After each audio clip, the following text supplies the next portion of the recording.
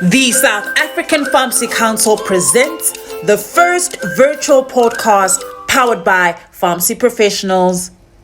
If you are a health professional, an aspiring pharmacy professional, or just simply want to learn, join our community and click on the subscribe button below. Please don't forget to hit on the notification icon to get notified every time we upload a new video. Please like, share, and follow us on all our social media platforms at Official SAPC.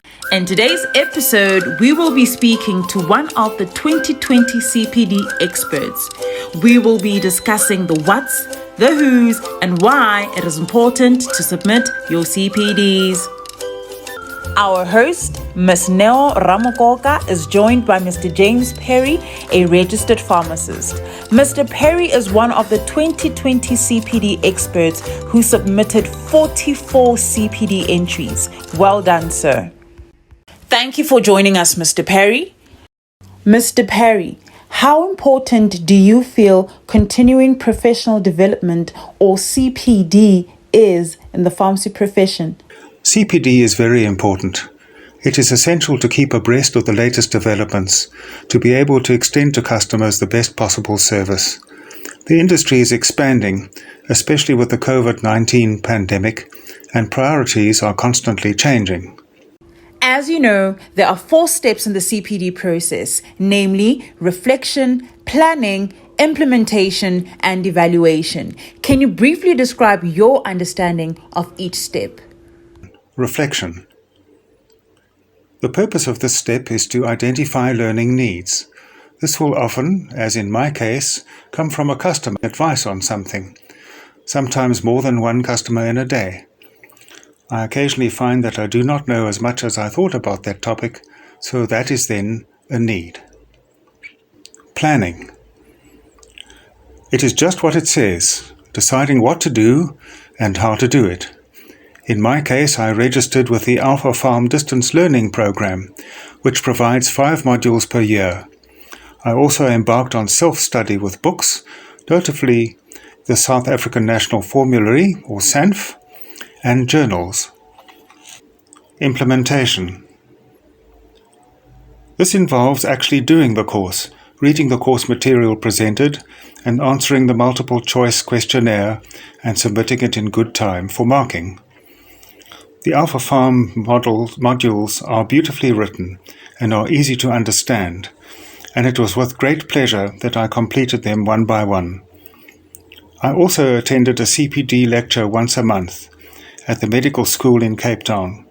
These lectures are free and cover a variety of topics from eyes to kidneys and everything else in between. Evaluation. Ask yourself if you have achieved what you set out to accomplish. Can I use this knowledge, and can it also be used to train others? Thank you for the extensive explanation, Mr. Parry. On to our next question. Do you feel that the current 4-step cycle works well for the purpose of CPD? That is, does it ensure continued competence in pharmacy professionals? The 4-step cycle works extremely well. I found the optional 2-step ones frustrating, as I could not supply all the information that I wanted to. The short ones are, however, useful for someone working full-time, as time and energy available for CPD are always at a premium.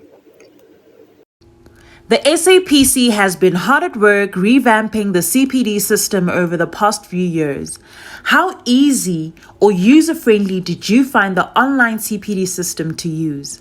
When I first used it, I think in 2012, I did not find it very user-friendly, but in 2020 I found it much easier to use. I cannot offhand recall the differences that I found, just that it was easier.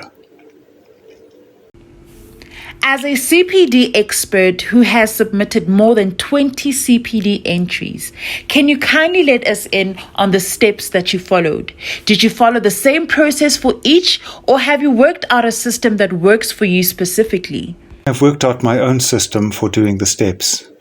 I open an MS Word blank document and write out what I wish to say for each of the 4 steps.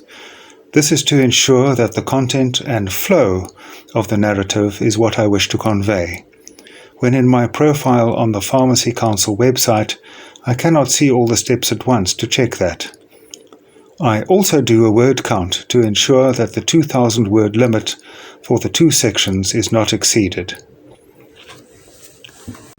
In closing, what advice would you give to those pharmacy professionals who may feel overwhelmed by the CPD system?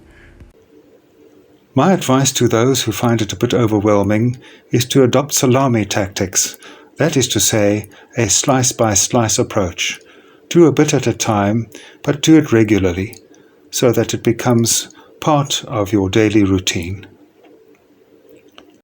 That's all for today. Thank you to our guest, Mr. James Parry. Thank you very much. If you enjoyed this video, please give it a thumbs up, comment down below and let us know what you have learned or what you would love to learn. Get in touch with us. Our contact details are in the description box below. See you soon.